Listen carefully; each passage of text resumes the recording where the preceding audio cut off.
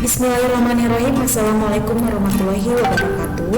Kembali lagi bersama Ibu Ana Muslimah di mata pelajaran Sosiologi kelas 12. Sebelum belajar, alangkah baiknya kita bersama-sama berdoa terlebih dahulu. Semoga ilmu yang kita dapatkan pada pertemuan hari ini dapat bermanfaat dan kita senantiasa diberikan kesehatan oleh Allah Subhanahu wa Ta'ala. Amin.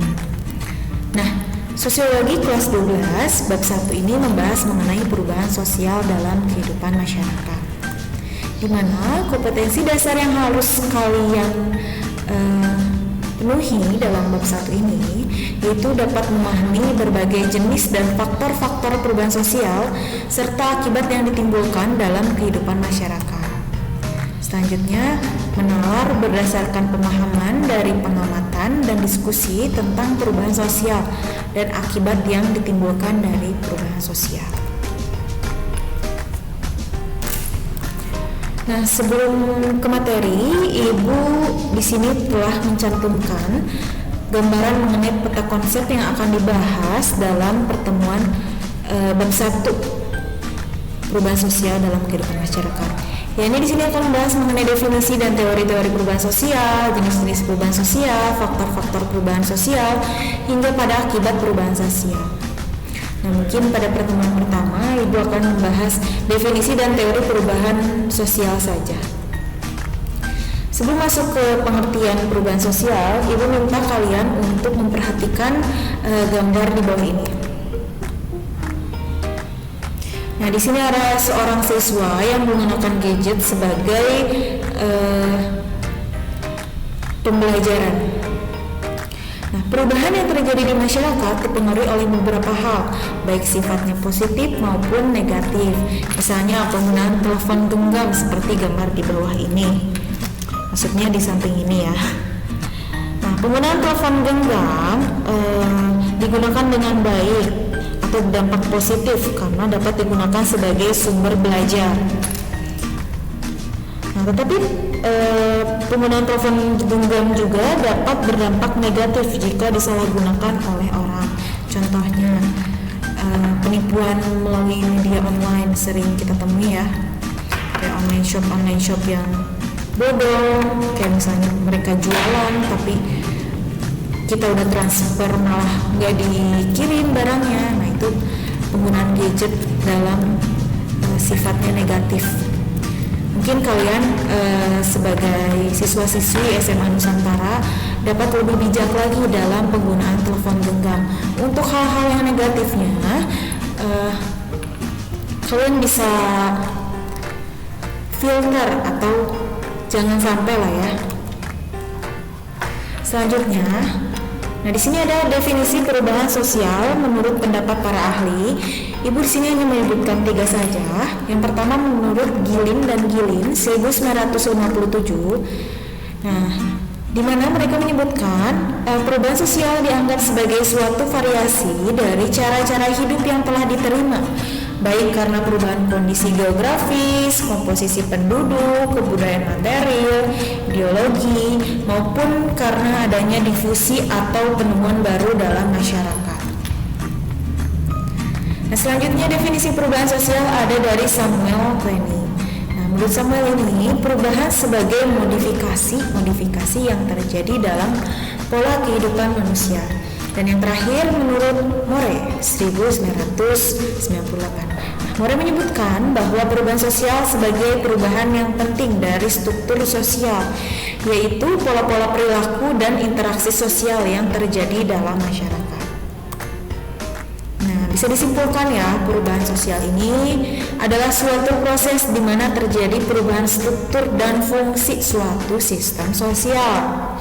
Nah, unsur-unsur yang mengalami perubahan sosial ini dalam masyarakat, nah biasanya mengenai nilai sosial, pola perilaku. Contohnya pola perilaku ini seperti perilaku kita dalam mengantri. Biasanya kita saling berdempet-dempetan dalam mengantri di kasir. Nah, sekarang kita karena adanya pandemi COVID-19 menjaga jarak. Terus ada perubahan sosial karena organisasi, terus ada stratifikasi sosial. Nah, Stratifikasi sosial merupakan penggolongan kelompok masyarakat dalam berbagai lapisan tertentu. Nah, di mana stratifikasi sosial ini berkaitan dengan kelompok masyarakat menengah atas dan kelompok masyarakat menengah ke bawah. Tentu saja ya, misalnya masyarakat kelompok menengah bawah, mereka perekonomiannya makin lama makin meningkat, atau menjadi kelompok masyarakat menengah atas, tentu saja mereka mengalami perubahan sosial dalam kehidupan sehari-harinya. Selanjutnya di sini ada perubahan sosial dari kebiasaan. Contohnya kebiasaan kita dalam sehari-hari pada kebiasaan hari ini. Kayak misalnya kita kalau keluar rumah tidak menggunakan masker. Nah, sekarang karena adanya pandemi ini, kita harus wajib menggunakan masker. Misalnya kita lupa, kita ngerasa was-was kan kalau misalnya lupa tidak menggunakan masker di luar banyak orang dan lain sebagainya. Selanjutnya di sini ada ciri-ciri perubahan sosial. Di sini ciri-ciri perubahan sosial ada 4. Yakni yang pertama, tidak ada masyarakat yang stagnan karena setiap manusia mengalami perubahan-perubahan, baik terjadi secara cepat maupun secara lambat. Nah, sini ada perubahannya juga. Yang kedua, perubahan yang terjadi di masyarakat tidak dapat diisolasikan di bidang kebendaan atau spiritual saja. Dan yang terakhir, perubahan sosial yang cepat biasanya mengakibatkan terjadinya disorganisasi yang sifatnya sementara dalam proses penyesuaian diri. Dan yang terakhir, ciri-ciri perubahan sosial, perubahan yang terjadi pada lembaga sosial yang akan diikuti dengan perubahan pada lembaga lainnya. Dan di sini ada teori perubahan sosial, membahas yang pertama yaitu teori evolusi. Di sini kita mungkin sering dengar ya mengenai evolusi di pelajaran biologi. Apa sih evolusi? Evolusi itu berarti perubahan pada sifat-sifat terwariskan suatu populasi dari satu generasi ke generasi lain. Kayak misalnya generasi purba hingga pada generasi modern. Sudah tergambarkan ya.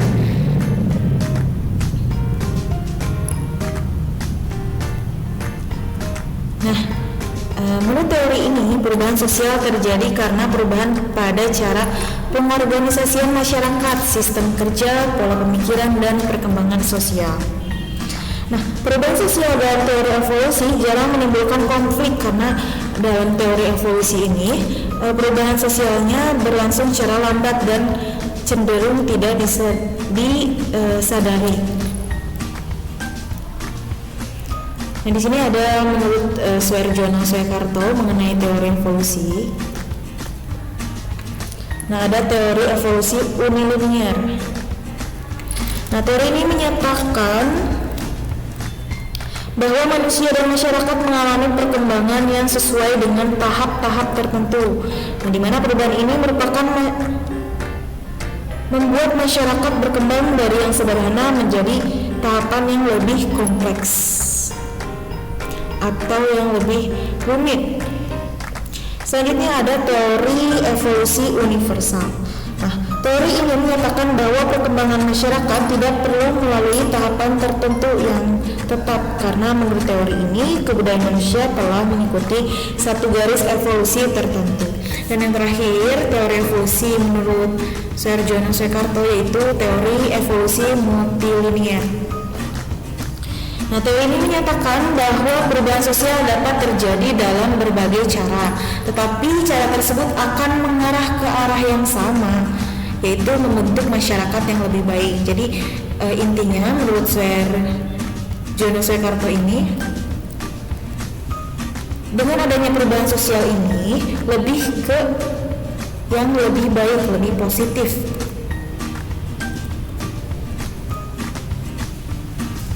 Selanjutnya di sini ada teori evolusi yang menggambarkan, ada gambaran, jadi jelas ya.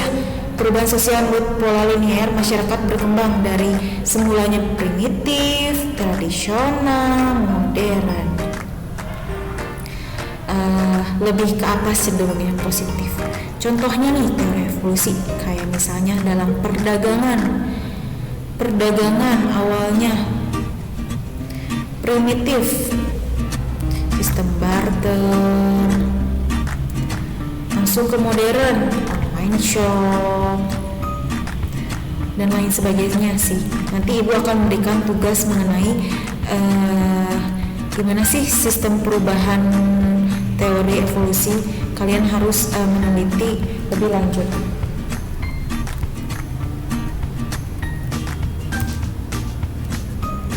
Nah, di sini ada teori siklus. Nah, teori siklus menyatakan bahwa perubahan sosial ini dibagaikan roda yang sedang berputar. Nah, gambarannya roda Jadi gambaran dari teori siklus ini seperti roda yang sedang berputar. Artinya perubahan zaman merupakan sesuatu yang tidak dapat dihindari oleh manusia dan tidak dapat dikendalikan oleh siapapun. Nah, bagaimanapun seseorang berusaha untuk mencegah terjadinya perubahan sosial, mereka tidak mampu menahannya karena perubahan sosial itu sudah seperti sifat alami yang dimiliki setiap lingkungan masyarakat. Nah, di sini ada gambaran dari teori siklus yang berputar. Nah, dalam teori siklus ini menyebutkan arah perubahan dalam pola siklus dan spiral. Di dalam perubahan ini tidak ada batas yang jelas antara pola hidup tradisional dan modern.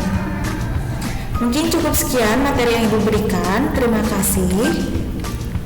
Apabila ada pertanyaan, boleh ditanyakan langsung di kontak yang ada Ibu tertera.